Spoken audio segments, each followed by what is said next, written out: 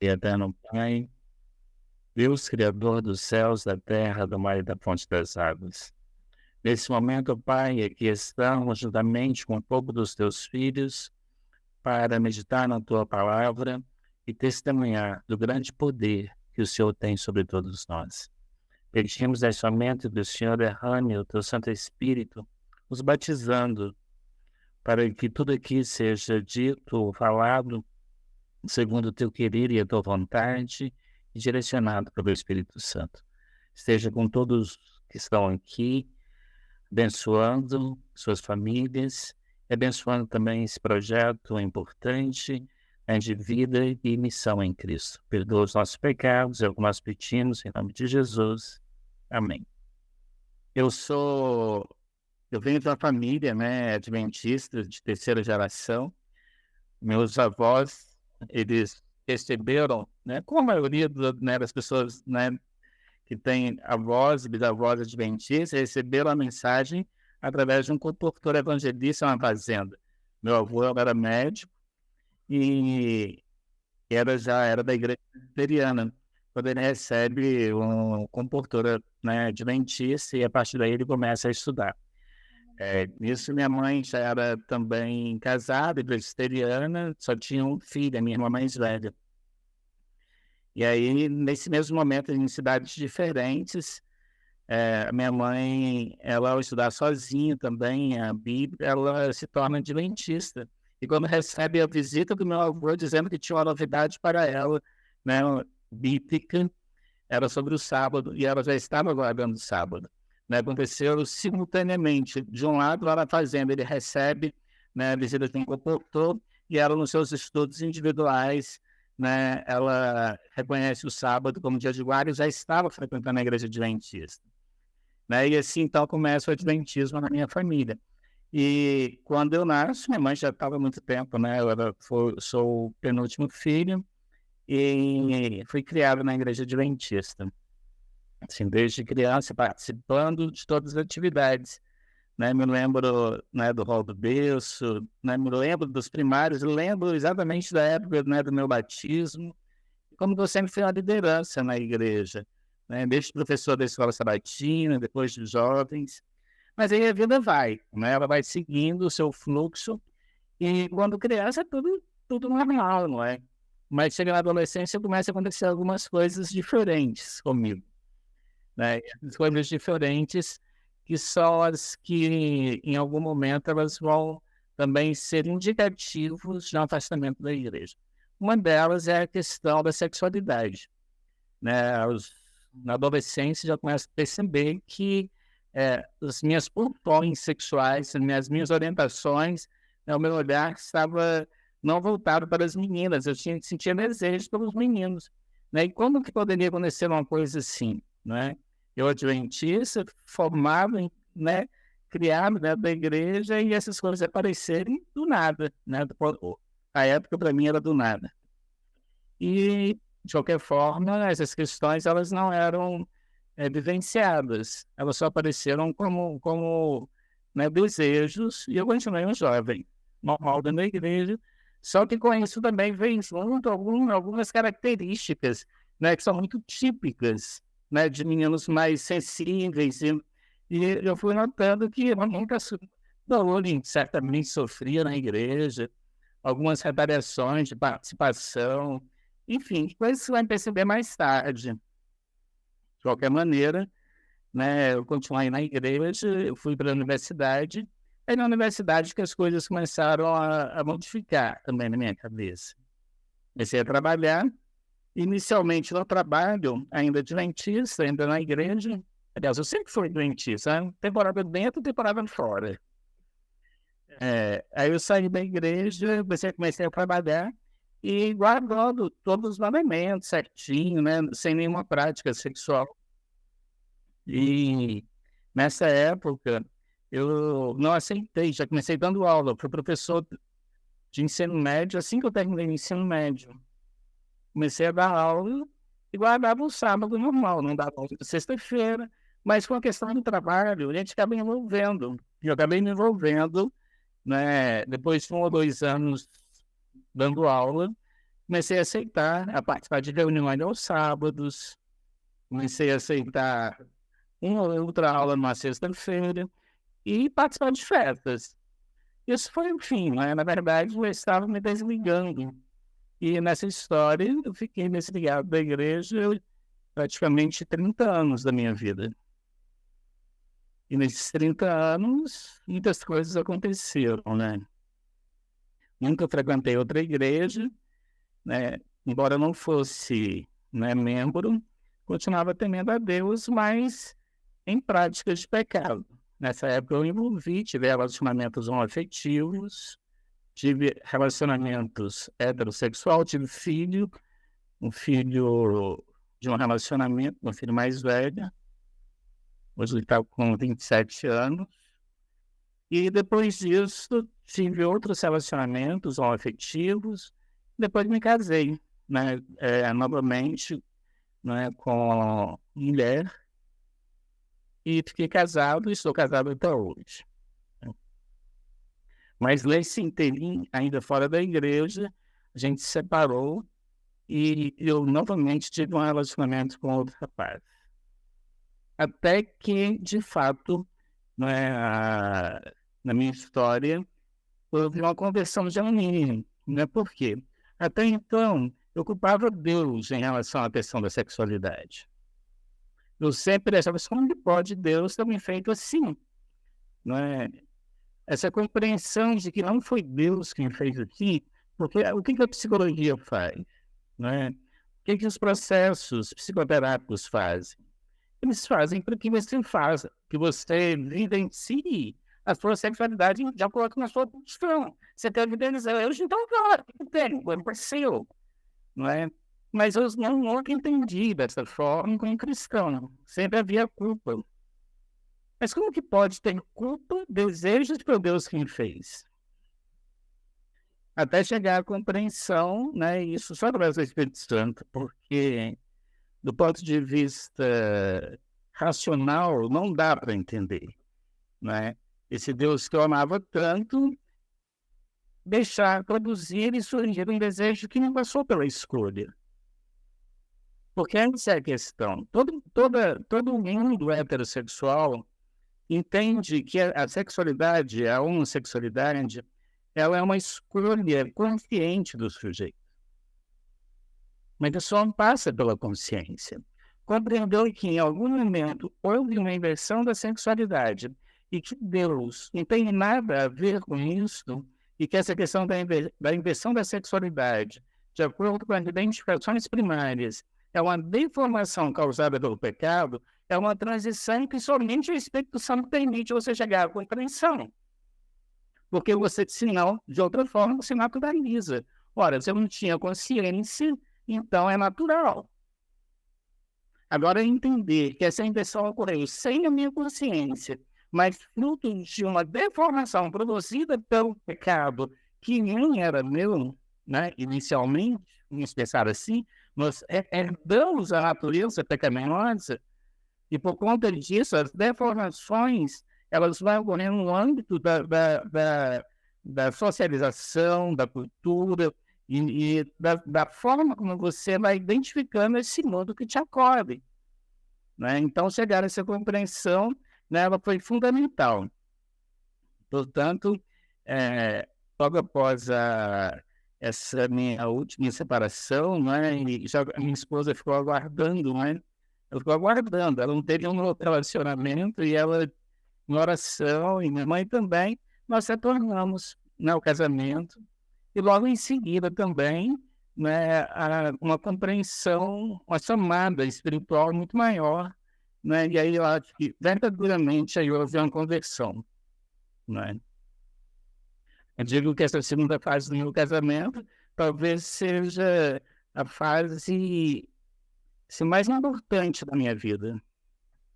Primeiro porque ela vem, né, com essa compreensão, e isso também que eu teve escondido, né? Assim, no nosso relacionamento. É sempre algo que foi aberto no sentido da conversa e da busca junto, né, do batismo mesmo do Espírito Santo, trazendo o quê? Forças espirituais para lutar contra essas coisas. É mais ou menos isso, assim, hoje eu vejo cada dia como que Deus está conduzindo esse processo. A gente costuma dizer lá no MAV, eu sou um conselheiro do MAV. O MAV é um Ministério Amizades Verdadeiras que trabalha justamente com essa questão da sexualidade no âmbito da igreja, né? E é importante porque entender que quem tem uma atração pelo mesmo sexo, ele não vai deixar de ter atração pelo mesmo sexo.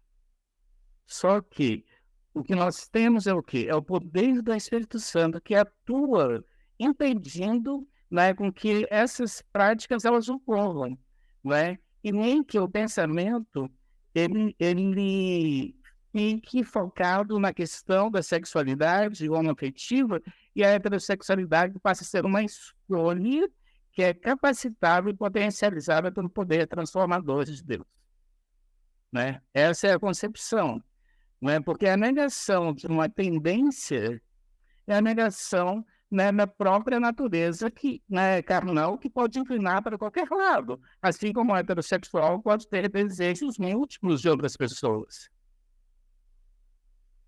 E assim, essa é uma luta diária, não é? E hoje eu tenho atuado diretamente com muitas pessoas, muitos jovens e adultos, né, cristãos, que estão em luta, né, contra essas questões e tentando vivenciar uma vida aí sem práticas. Alguém tem alguma questão? A gente pode ir trabalhando assim uma questão ainda, acho que fica legal. Marcelo, o doutor Marcelo, Marcelo. né? Ele está atuando, inclusive, quem desejar fazer um acompanhamento, você tem vaga ainda na sua agenda, Marcelo? Tem alguns horários. Pronto, ele tem alguns horários. Então, seja você que tem um caso especial, especialmente nessa visão homossexual, espiritualidade, eu não vejo outra pessoa mais indicada do que o Marcelo Novaes, que já passou por esses processos. Eu vou fazer uma pergunta bem simples. A partir de quantos anos você sentiu, de fato, esse duelar dessa natureza pecaminosa com essa consciência espiritual que aquilo é errado? Eu já ouvi falar que uma criança ou um adolescente ele não sente essas coisas, mas eu também já vi em sala de aula meninos muito jovens dizendo que realmente já sentiu o desejo. Então, por favor, conta um pouquinho aí da sua experiência, logo a princípio, se é possível, se foi possível no seu caso, e a partir de quantos anos Deus dá esse poder de livre-arbítrio de escolher entre o certo e o errado. Sim, primeiro assim, hoje eu costumo separar dois grupos, tá? Tem um grupo que eu chamaria de que teve uma inversão da sexualidade por aspectos psicológicos mais profundos e inconscientes. Esse é um grupo, e nesse caso eu me enquadro, e talvez a maioria das pessoas homoafetivas, né, que estão acima dos 30 anos, 25, 30 anos. Por que eu estou fazendo essa separação?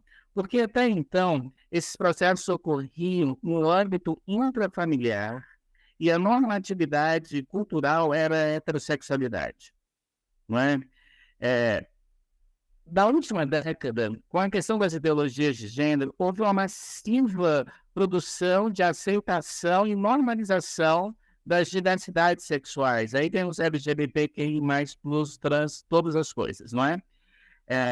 E aí, nessa produção massiva, a cultura acaba interferindo, né, numa criança que não tinha nem passado pela cabeça dela nada relativo à questão, né, das possibilidades, e aí entra para ela no modo da escolha, né, de ser qualquer coisa, e não do ponto de vista da função de desejo. Entenderam a diferença? De um lado, a cultura produz, né, isso hoje nas crianças. Gerações anteriores, e ainda nessa geração tem crianças que passam pelo mesmo processo da inversão, né, que seria natural entre aspas, né, inconsciente.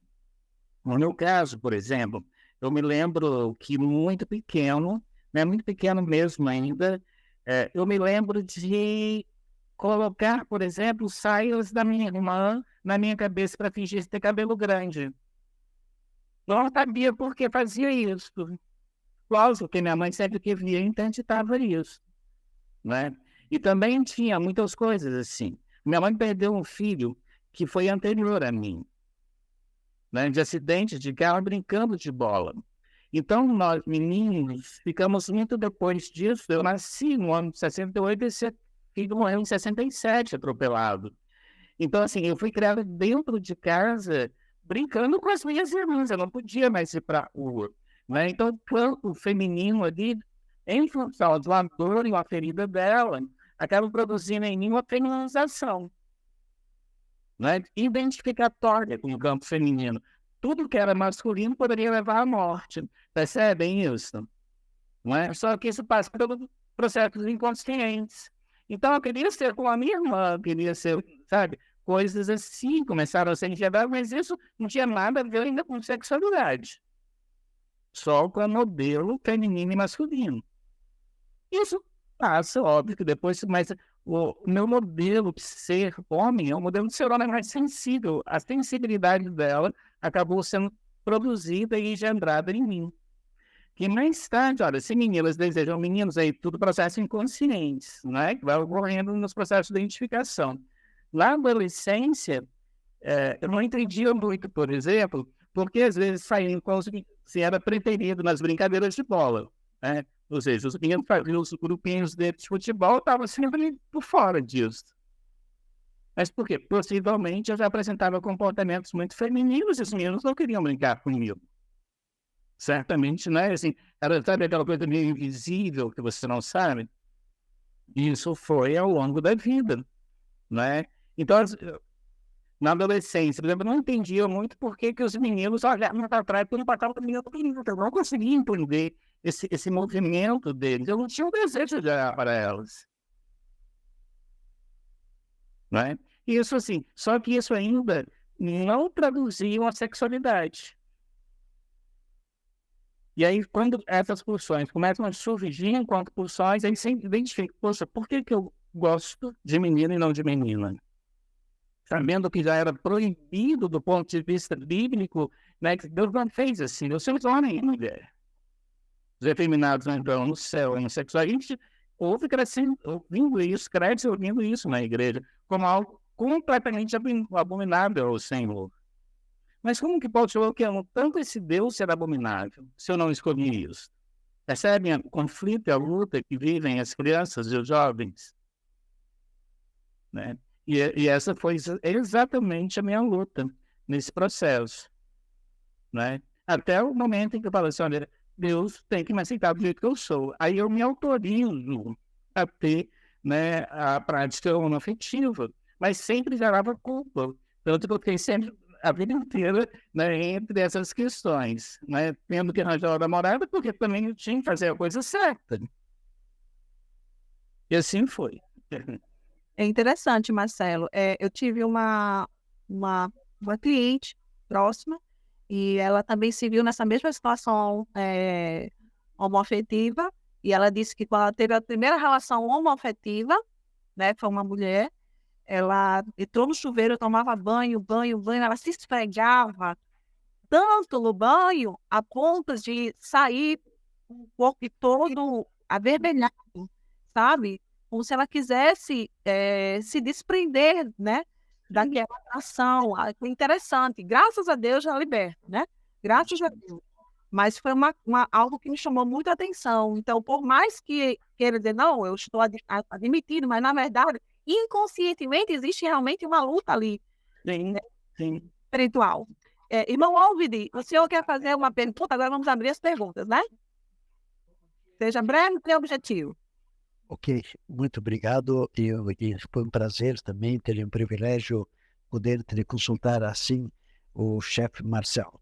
Mas Marcelo, seguinte, como era o relacionamento do seu pai com a sua mãe? A sua mãe era muito autoritária ou submissa?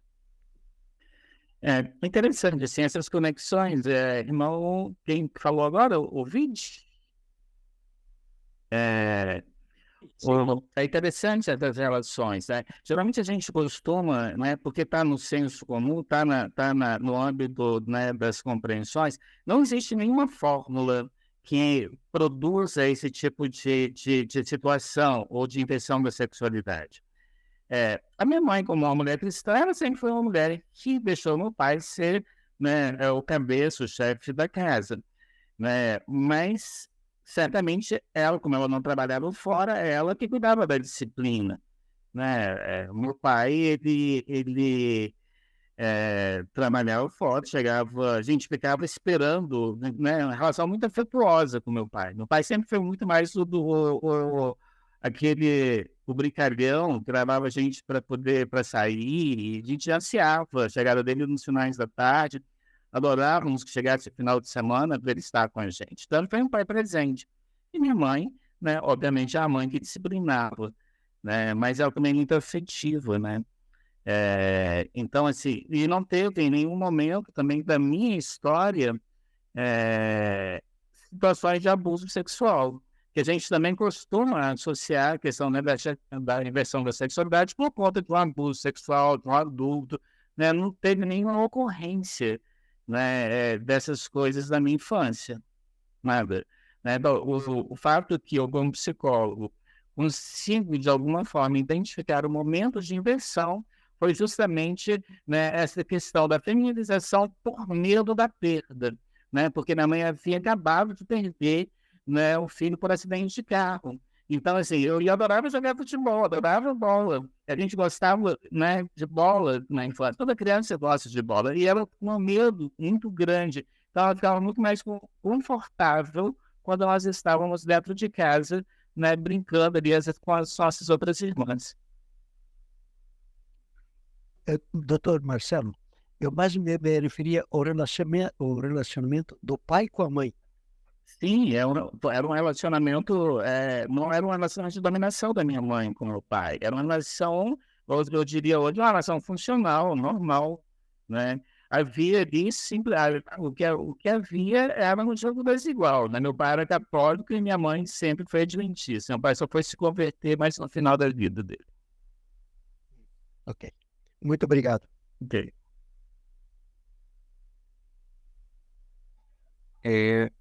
Porque aí o senhor classificou dois tipos de grupo, né, homoafetivos, que são aqueles que não decidiram, foi moldado. É muito interessante porque eu encontrei eu tenho um primo também, ele também tem essa dificuldade, e ele me falou exatamente o que o senhor falou. É Deus que me criou assim. E se Deus me criou assim, pronto, já era, eu vou me aceitar assim. E aí o senhor abre um leque muito importante que muitas pessoas não vê, é o leque de que alguns homossexuais não foi bem uma escolha que ele fez, entende? Foi uma coisa que desde a infância foi trabalhado, seja pelo pai ou pela mãe, ou seja pela mídia, como o senhor citou. Eu achei muito interessante esse aspecto, irmão. Só um comentário assim que eu queria acrescentar. É muito interessante ver na visão do senhor, ver detalhado, o senhor também é psicólogo, o senhor buscou um pouco mais a fundo, ver como chegou até esse ponto. Isso é muito importante para algumas pessoas que estão passando pelo mesmo problema atualmente. Sim. Bem, a personalidade fala que nós somos transformados pela contemplação. Isso. Engraçado que a cultura tem produzido coisas tão estranhas. Por exemplo, né, no campo da sexualidade, tem um menino trans, aí vamos entender que menino trans é uma menina que resolveu se caracterizar de menino e se vê como menino, não é? Só que esse menino trans, ele, na cabeça desse menino trans, ele é gay. Então, ele tem que namorar o quê? Meninos. Então, no fim da história, eu tenho um menino trans namorando um menino. Ou seja, uma menina namorando um menino, que no campo da heterossexualidade seria o campo da normatividade. Percebe o que aconteceu na cabeça dessa menina? Ela se transformou num menino, mas num menino gay para namorar menino. No fim das contas, ela continua sendo hétero. Entende? A cultura ela vem produzindo coisas tão complexas na cabeça das crianças e que elas não sabem mais o que é ser homem, o que é ser mulher. E nem aonde onde está direcionado o desejo delas. Satanás tem entrado Se antes ele fazia isso de maneira subliminar, como, por exemplo, no meu caso e de muitos outros, produzindo essas identificações lá na primeira infância, hoje ele vem produzindo isso não só mais na primeira infância, ele vem dando autorização discursiva de que o corpo é meu e as regras são minhas, eu posso fazer o que eu quiser. Então, se antes isso acontecia lá na infância, em processos que eram inconscientes, hoje acontece, a gente vê aí na mídia, pessoas que tiveram a vida inteira uma sexualidade heterossexual, dizendo, o corpo é meu, agora eu posso me declarar bi, porque eu posso fazer o que eu quiser com o meu corpo.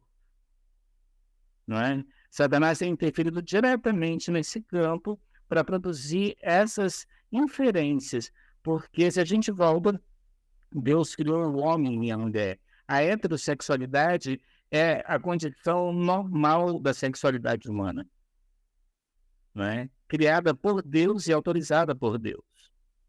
Somente ela. Perfeito. Todo outro tipo de sexualidade é uma inversão da sexualidade.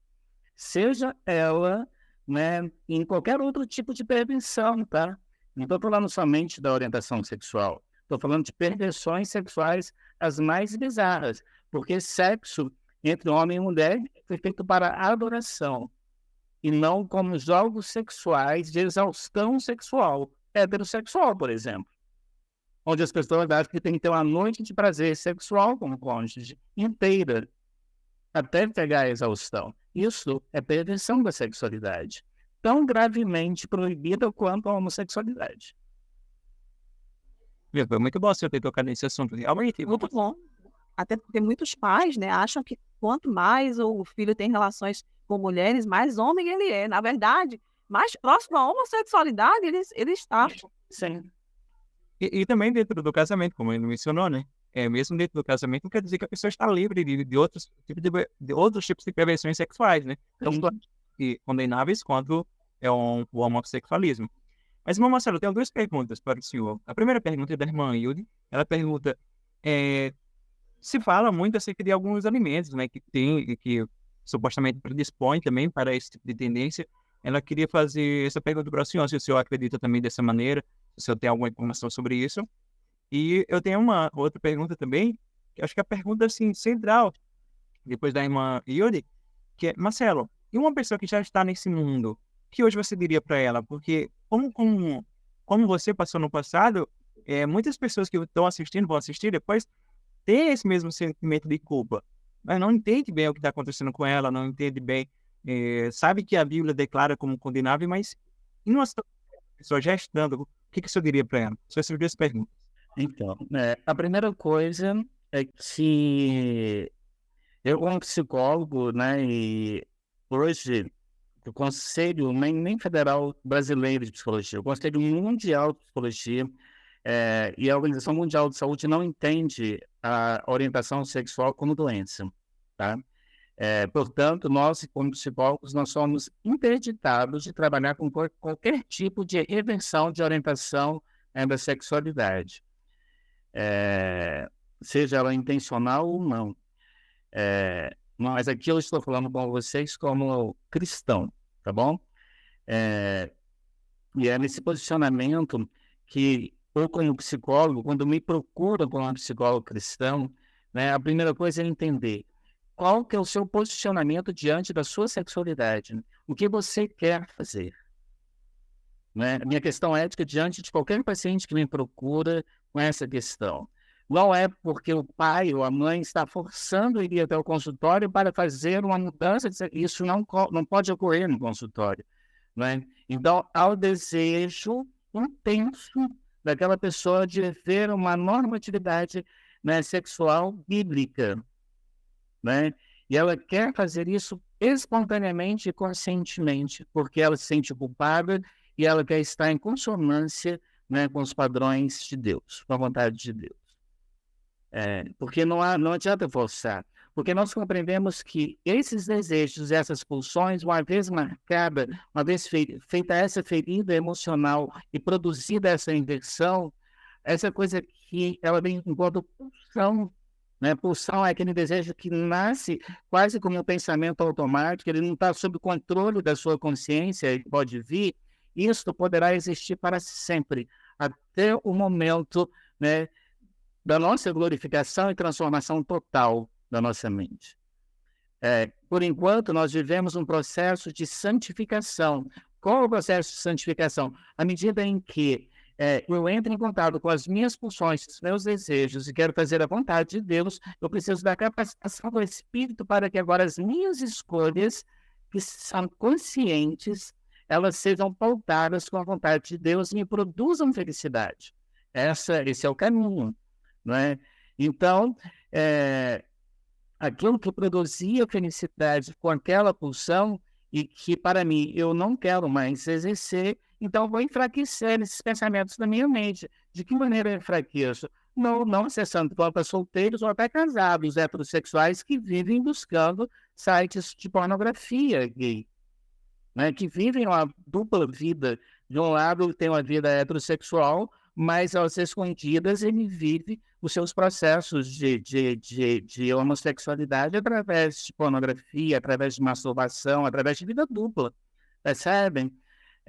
As pessoas que querem efetivamente modificar o comportamento, elas têm que desejar muito e buscar o Espírito Santo para isso. A psicoterapia ajuda, né, em enfraquecer os esquemas mentais através do suporte emocional. Que a pessoa pode ser feliz com esta escolha. Assim como você escolhe não ser infiel. Não é isso? Né? Um heterossexual escolhe não ser infiel. Vai vir pensamentos e desejos por outras mulheres? Vai, não vai? Ou por outros homens? Vai. Mas o que a sua mente consciente faz? Interdita aquele pensamento. Você não faz a passagem ao ato. Você fortalece a sua união conjugal com a sua esposa ou com o seu esposo. Assim acontece na mente, né, de alguém que tem uma atração pelo mesmo sexo e que faz uma escolha heterossexual. Pode até vir a pulsão, o desejo por algum homem ou alguma mulher, mas o pacto de fidelidade com a esposa e amor é fortalecido na conjugalidade que ele estabeleceu.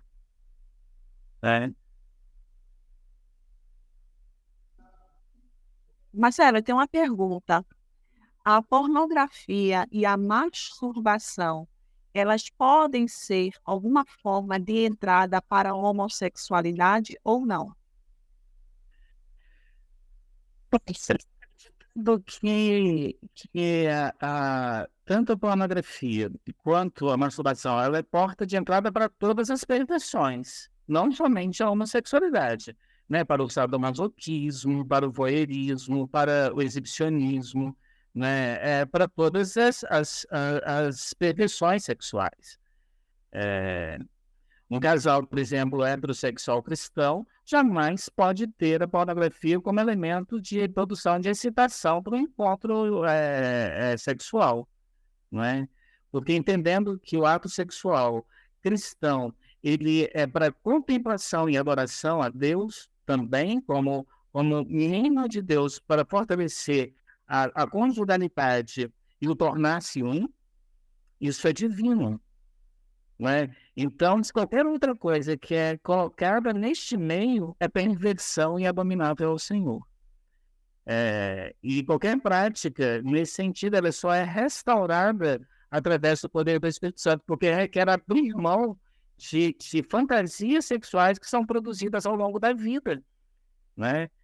E isso está presente em todas as cabecinhas, tá? Em todas, independente se é homoafetivo ou se é heterossexual. A alimentação, amigo. Eu vou até fazer um comentário. Algumas mães já me procuraram. Professora, será que eu posso dar alimentos de soja para o meu filho, porque deixa de ser homem? Eu queria que você respondesse aí essa pergunta. Não, gente, assim, eu acho, assim, eu nunca ouvi nenhuma relação, né? A Ellen, que é da área de alimentação aí mais específica, ela deve saber de alimentos que estimulam mais a produção hormonal, que inibem mais, mas veja bem, não tem nenhuma relação direta, na minha concepção, né, sobre a questão da pulsão sexual. Pode ser, sim, que alguns alimentos aumentem ou abaixem a libido, mas isso não significa produção da inversão da sexualidade, né? Ou seja, se eu tenho um alimento que ele aumenta a minha libido. E se eu sou heterossexual, eu vou ter uma impulsão de querer mais, ter mais desejo, ser mais ativo nessa busca da sexualidade. Eu posso ter alimentos que reduzem a minha libido, e aí eu fico hipoativo na busca, né? Mas a orientação ela continuará a mesma. Ok, ok. O que eu aprendi dentro da minha área é que pelo menos as crianças, meninos ainda da primeira fase infantil, né?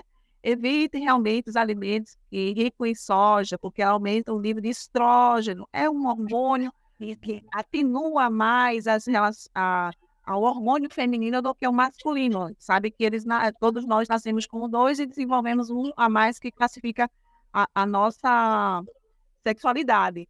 Então, seria apenas na primeira infância.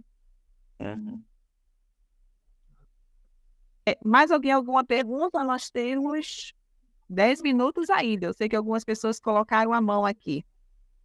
Alguém deseja fazer alguma pergunta? Senão a gente encerra. Ok, Sônia, pode falar. Boa tarde. Eu queria só comentar, assim, se vocês concordam com isso. O livro de profecia fala que os alimentos influenciam, sim. O Conselho de Regime Alimentar fala muito da carne, que torna nossos comportamentos animalescos. O que quer dizer animalesco? Irracionais, né? É uma coisa irracional, porque nós temos que trabalhar com o nosso domínio próprio. E tem alimentos que tiram nós do domínio próprio. Isso Jesus mostrou quando ele jejuou 40 dias. Foi o grande pecado de Adão e Eva, que eles eram puros ainda. Então, a alimentação, ela faz parte da santificação, e ali afirma que a carne mesmo, ela nos torna animalesca, né? Então, estou falando da carne, mas tem outros alimentos que também influenciam, né? Então, o químico, o veneno que hoje tem, em nenhum outro momento da história houve tanto, porque nós vemos nos livros de profecia expressando que se não fosse a misericórdia de Deus, nós estaríamos todos mortos, porque o ar está sendo envenenado.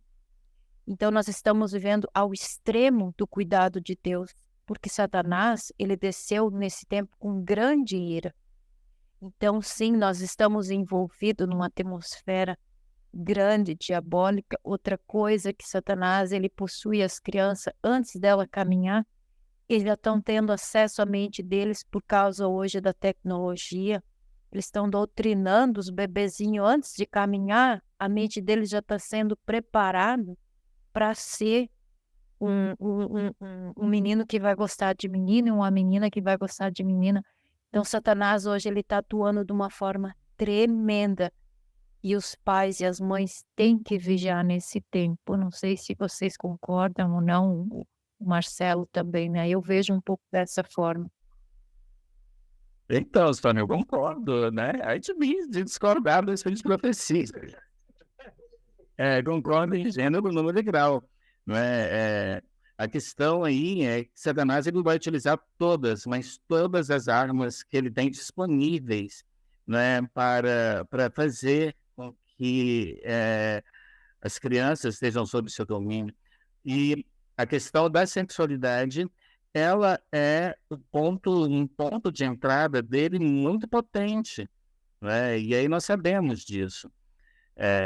A ingesta aí de alimentos que corrompem aí a nossa lucidez, a nossa pureza mental, né? Ela afeta no âmbito, né, da parte mesmo instintiva, animal do homem, independente se ele vai realizar ou gratificar essas pulsões com o mesmo sexo ou com o sexo oposto, e de forma animalesca é tanto quanto proibido, né? É disso que estamos falando. Não existe uma separação aí. O heterossexual animalesco, ele é tão abominável ao Senhor quanto o homossexual, né? É isso que nós estamos colocando aqui. A santidade da sexualidade hétero, ela precisa ser também colocada em questão.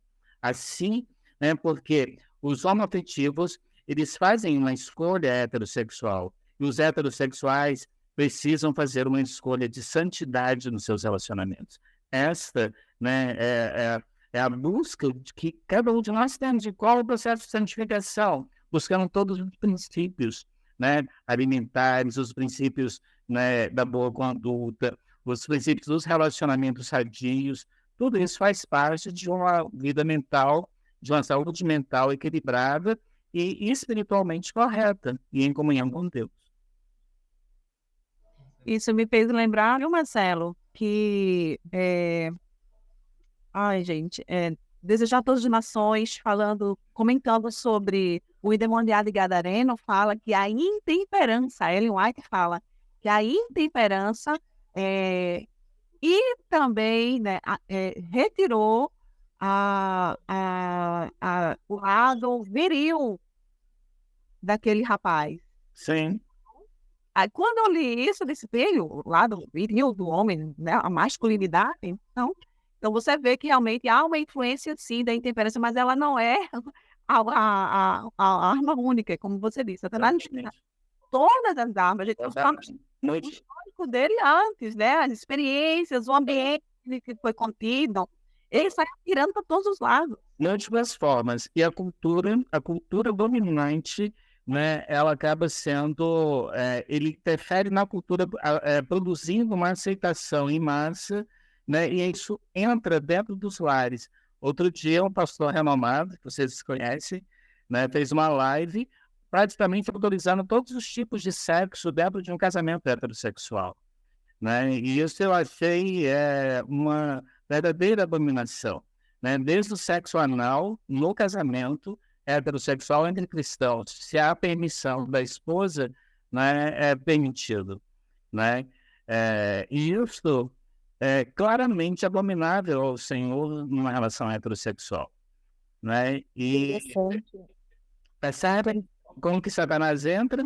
Ele entra sim, com palavras de autorização a partir de ministros conhecidos dentro do nosso meio. É verdade, é verdade. Infelizmente, a gente tem que estar muito atento, porque são esses pequenos detalhes que você acaba escorregando. Mas fulano que é pastor, se ele disse que sim, pode, e acaba ignorando a lei do Senhor e valorizando instituições, né, e até ministros. Então, a gente tem que estar realmente muito ligado o que diz a palavra do Senhor. Às vezes, se engasga com um mosquitinho, né? Mas é o suficiente para nos matar. É verdade. Isso também me fez lembrar que o nosso salmista, né? O Salomão, ele também, o comentarista de profecia, fala que ele conviveu com tantas mulheres, né? Que ele ficou afeminado. Claramente, você vê como o ambiente influencia. Por isso que tem toda uma orientação dentro do Espírito de Profecia e na Bíblia de como é o modelo de família que Deus nos quer. Ok. Então, queridos, muito obrigada pela presença de todos. Marcelo, beijo no coração, beijo da Adriana. Quando eu conheci ela pessoalmente, eu disse, mulher, tu é um exemplo. E ela esperou pela bênção dela, o retorno do Marcelo, 10 anos. Não foram 10 dias, 10 anos. Isso é que é fé. Nossa, no poder de Deus. Então, Deus nos abençoou com a sua presença aqui. Foi de grande ajuda. Eu recomendo os que estão aqui, que passam por algum enfrentamento no seu relacionamento conjugal ou com filhos, esse grande psicólogo cristão que vive uma experiência linda com Jesus e que o Espírito Santo está conduzindo este servo para ajudar eu e você, né, para chegarmos à libertação, né, das nossas opressões emocionais e espirituais. Muito obrigado, Marcelo. E fiquem com Deus.